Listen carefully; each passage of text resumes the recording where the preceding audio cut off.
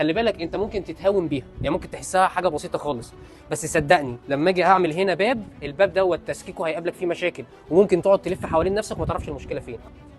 حاسس البتاع تقع، تعالى حاسس البتاع تقع عليك. تعالى. لا ده انا كنا بس بنتكلم مع الناس. طبعا يا جماعه المصيبه ديت الكلام ده غلط، هي مش هتقع على مهندس صباح ولا حاجه دلوقتي، بس هي طبعا دي مشكله.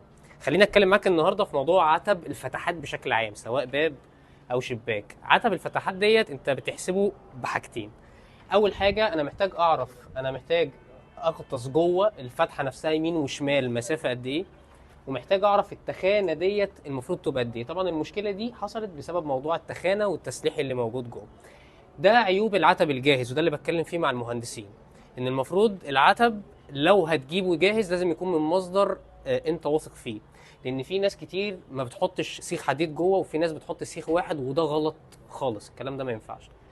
خليني الاول اتكلم معاك على موضوع الحته اللي ادخل فيها يمين وشمال. الصح ان انت تدخل يمين وشمال لا يقل عن 15 سم. معاك 15 سم ومعاك 20 سم، طبعا على حسب عرض الاسبان وعرض الفتحه بتاعتي. عايز اقول لك ان المشكله الحقيقيه مش في العرض اليمين والشمال بس، المشكله الحقيقيه في تخانه، برافو عليك، في الدبث بتاع العتب نفسه. الدبث بتاع العتب ده ليه قاعده، القاعده بتقول الا على 10، احفظها على طول. وفي بره لو اشتغلت بره بتقول لك الا على 8 امن. فاحنا لو اشتغلنا بالكود المصري الا على 10، يعني المفروض ان التخانه دي اللي هو الثيكنس بتاعي دوت، تمام، هو عباره عن عرض الفتحه مقسوم على 10. يعني لو انا الفتحه بتاعتي متر فدي 10 سم، لو الفتحه بتاعتي 2 متر يبقى التخانه 20 سم، لو الفتحه 3 متر هتبقى التخانه بتاعتي 30 سم. دي اول حاجه. طبعا دي باينه بالعين اصلا، دي مستحيل تبقى 10 سم. يعني عندي دي فتحه غرفه نوم 90 سم، هنقول متر تقريبا، فانا المفروض دي تبقى عندي 10 سم او 9 سم على الاقل. دي اول حاجه. تاني حاجه، جوه العتبه الخرسانيه دي المفروض يبقى فيه ايه؟ على الاقل سيخين حديد، 2 سيخ حديد يكونوا موجودين فيها. لو بنتكلم بقى كاستشاري والاصح وكده، في العمق الدبث الكبير، في العرض الكبير بيعملوها زي كاميرا، بيعملوا سيخين فوق وسيخين تحت وبيربطوهم بكانات مع بعض. دي نقطة مهمة. بالنسبة للثيكنس بتاع العتب على حسب تخانة الحيطة، لو أنا عندي نص طوبة هتبقى نص طوبة، لو أنا عندي طوبة كاملة طوبة كاملة.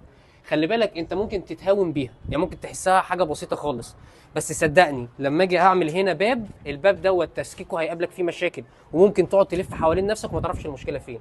أجي أفتح الباب، الباب بعد يشتغل معاك في الأول، بعد كده مع الوقت تمدد وانكماش الباب هتلاقي فيه مشكلة. بتريح على الحلق نفسه، بتريح على الحلق بالظبط. الالموتال نفس الكلام، تيجي مشاكل كتير بتقابلنا بعد كده. الحمد لله بفضل الله في الشغل اللي احنا بندخله القديم، تلاقي الضلف الالموتال كويسه ومتسككه وشغاله، مع الوقت دي بتريح المنطقه اللي فوق ديت، فتلاقي الحلق اوس بتاع الالموتال، فتلاقي الضلفه تقيله وصعبه في الاستخدام في القفل والفتح. فممكن تشوف ان ده موضوع بسيط، وفي ناس كتير على فكره بسمعها يقول لك ايه يا باشا ما الحلقه هيشيل معاك، الكلام ده غلط. الصح ان احنا نراعي، طبعا الكلام دوت هينزل، الكلام ده ظهر معانا واحنا شغالين، فالكلام ده طبعا هينزل ويتظبط من اول وجديد. شكرا.